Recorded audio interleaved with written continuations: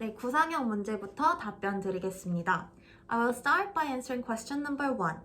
According to the survey, more than half of the teachers and students responded that lunchtime rules are not being followed well in the cafeteria. I would like to suggest several ways that teachers and students can cooperate to solve this problem. First, the teachers can provide safety education to the students. It may consist of direct lectures on the necessary rules and possible accidents during lunchtime, or some experience-based activities such as virtual simulations regarding the safety issues. This can explicitly raise students' awareness on the possible dangers and on the necessity of the rules. Second, the teachers can take turns supervising the waiting line during lunchtime. If this is too burdensome, they can be supplemented by student volunteers as additional supervisors. In this way, the students can directly witness and notice the disorder and gain more responsibility in their own behaviors.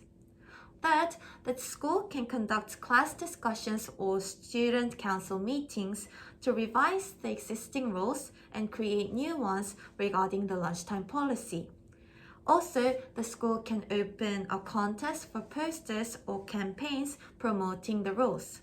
With such participation and involvement of the whole school, student safety awareness will be naturally boosted. This is all for question number 1. Next, I'll go on to question number 2. According to the text, the student has 3 difficulties in his school life. I would like to state each problem and suggest a solution for each of them. The first problem is that the student has low basic academic skills. For this problem, the teacher can arrange a peer mentoring session with a more proficient senior in which they can provide extra classes after school, pre-teaching or reviewing the content of regular lessons. For further professional support, the teacher can introduce the Do Dream School or base camps in which the student can take online diagnostic tests and participate in outside school programs too. The second problem is that the student has no motivation to come to school. To solve his concern, the teacher can conduct a needs analysis through individual counseling. Such way will help find out the topics or fields he is interested in so that the teacher can reflect them in his academic lessons. Also, it may be helpful in diagnosing his characteristic and recommending the corresponding extracurricular activities or clubs in which he may willingly join. The last problem is that the student shows scars of self-harm. The teacher may try to do one-to-one counseling to carefully find out the cause behind his actions. However, if he is judged to be in a severe state, the teacher may ask for cooperation to the school counselor or the WE program so that the student can get more professional and systematic assistance related to serious mental or affective issues. This is all for question number 2. 네, 이상으로 구상형 문제 답변 마치겠습니다. 네, 구상형 문제부터 답변 드리겠습니다. I will start by answering question number 1. According to the text, the problem is that the students are only interested in individual work with direct benefits and are not cooperative in communal classroom activities. To this problem, I would like to suggest 4 solutions as a homeroom teacher to create a cooperative class atmosphere. First, the teacher may explicitly teach the benefits of cooperation through lectures or by modeling. For example, she can provide successful examples of cooperation in movies or in study cases so that the students notice the possibility of a better outcome through cooperation. Second, the teacher can conduct several activities to build a more cooperative atmosphere. For example, there may be ice-breaking sessions as a pre-task for students to build rapport and get to know each other better. In this way, students may focus more on the overall overall effective atmosphere of working together rather than considering it as a burdensome task. Also, it can be supplemented by praising activities as a post-task. Through praising, students can notice classmates' strength and realize the positive effects of cooperation. Third, the teacher may take a step-by-step approach starting from pair work. Through pair work within close friends, students may initially notice the fun and enjoyment of working together. Then, such activities may be developed into group work and then eventually into whole class collaboration. If some group reward is given to raise extrinsic motivation, the effect may be doubled. Lastly, the teacher can diversify the specific roles within a group when doing collaborative activities. If the teacher lets the students choose their own roles by themselves according to their own interest and strength, student motivation and participation will naturally increase. This is all for question number 1. Now I'll answer question number 2. I would like to suggest 2 activities that can be done during the transition period after the finals or the college entrance exam. First is a career week. During the career week, students may participate in various career searching programs according to their own interests or future dreams. For example, the school may invite professionals or experts in the local community to give lectures and provide information on a diverse range of job fields.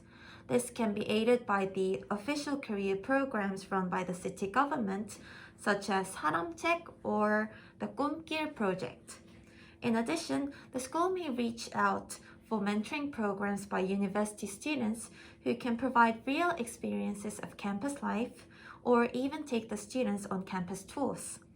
Also, they may be able to give practical advice on what the students need to prepare in advance before going to university.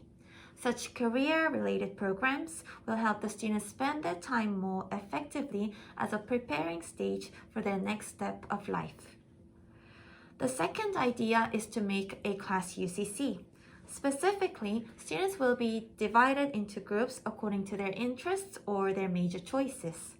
They can choose a specific moment during their school life or a topic related to their future careers. The students can divide roles from the scenario writer, actor, cameraman, and so on relate to their own characteristics and film a short video as creative producers. The teacher can provide guidance as a facilitator by giving helpful materials on video making and recommending spaces inside the school.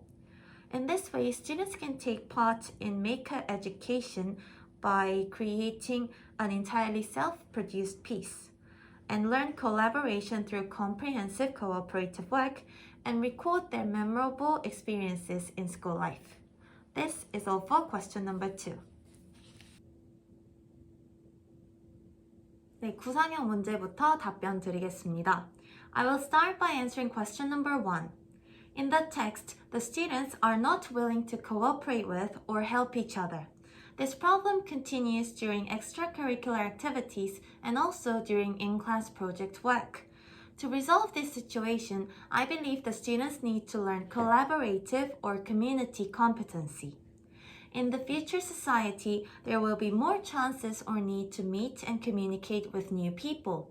Especially due to globalization, the necessity to live together within a global community with diverse people is being more emphasized. Therefore, I suggest 2 activities for students to practice collaboration and enhance community competency. First, the teacher can diversify the roles when doing group work. In addition, the teacher should let the students choose their own roles according to their needs analysis.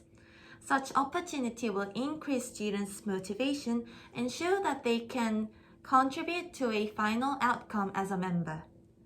If the teacher thinks individual participation is still low, some group reward may help to boost extrinsic motivation. Secondly, the teacher can conduct several whole class ice-breaking activities such as peer praise day, peer letter, or circle talk.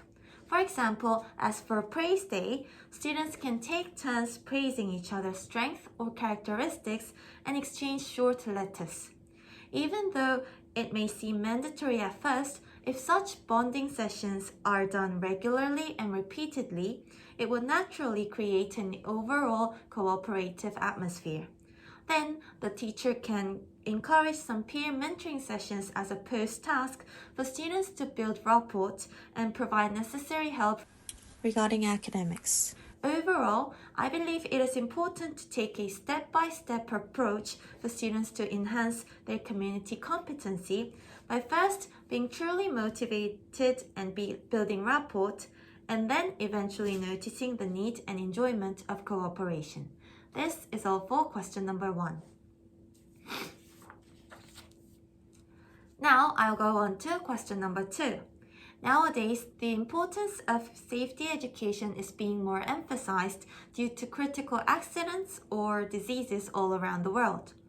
I believe safety education should be conducted in a student-centered, experience-based way for a better educational outcome. Out of the 7 factors of safety education, I would like to suggest an English session related to disaster safety. First, the teacher can start the lesson by showing Hollywood movies that deal with natural disasters. Such familiar and realistic scenes may evoke students' interest and activate their schema on the topic. Then, the students can have a discussion based on the movie on how to react in such dangerous or unexpected situations. This can be supplemented by group research on safety tips or emergency drills around the world as part of culture learning. Overall, the students can organize the tips and do a group presentation to compare and contrast the different rules and summarize it to create our own guidelines. Lastly, if possible, with the help of VR or AR technology, it would be a good opportunity for students to regularly practice the safety tips or emergency drills in a more realistic situation. Such experience-based follow-up tasks will be effective for students to reflect their learning into their daily lives. This is all for question number 2. 네, 이상으로 구상형 문제 답변 마치겠습니다.